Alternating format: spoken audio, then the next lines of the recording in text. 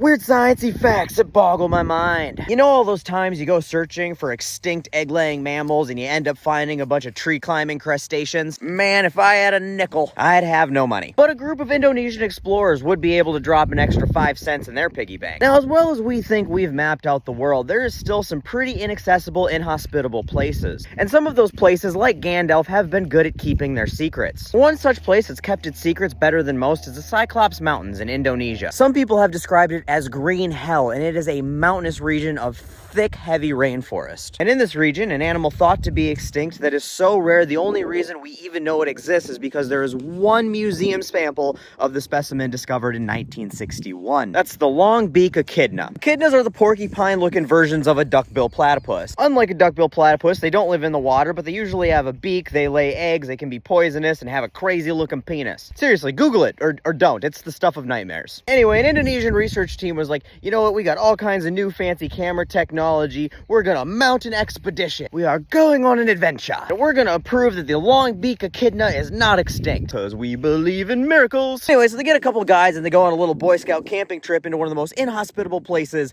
on the planet. And they end up having a bad time. Like, they found this previously undiscovered cave system that they were exploring, which was super cool. But then there was like a little earthquake while they were exploring it, and one of their doctors ended up breaking his arm, which, you know, doesn't seem awesome trying to hike out of rainforest mountain areas like Gumby. And then another dude got malaria, which I hear sucks. Google reviews are pretty low on that one. Although both of those guys probably felt that they were lucky that they weren't the dude that had a leech attached to his eye for a day and a half until he could get to a hospital to have it removed. Blah. That's not even getting into all the venomous snakes and poisonous spiders they had to dance around, the biting insects they had to swat away, and the exhausting labor of cutting their path through thick jungle as they boldly went where no man had gone before. But they persevered, and they set up their trail cameras to catch their echidna, and they're like, hey, we made the trip out here, we might as well just go discover all of the things. So that's what they did. They discovered spiders and scorpions and insects, all unknown to science. And they discovered that new cave system I was telling you about, and they brought back 165 pounds of rock for their collection, I guess. Seems like a lot of rock to like lug out of the rainforest, but you know,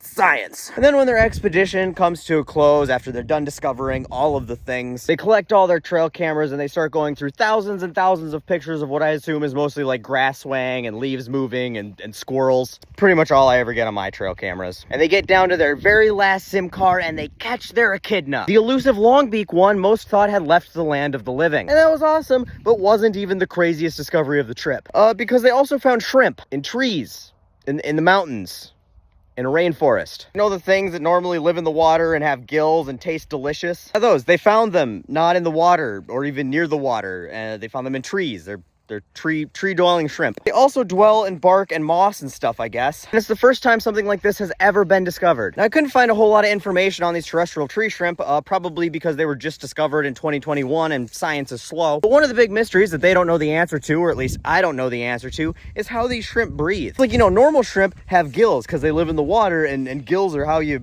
breathe in the water. And these are still shrimp, but they're nowhere near the water. So do they have gills? I don't know. It's a possibility because it's really freaking humid there. Maybe they quite literally breathe humidity, which would be interesting. I don't know. I'm sorry. I don't have a whole lot of information for you. I just thought it was a really crazy story and I wanted to share it. But the fact that a conquest to the Cyclops combing its caves to catch a concealed echidna culminated in corralling some crazy crustaceans, well, that is pretty mind-boggling.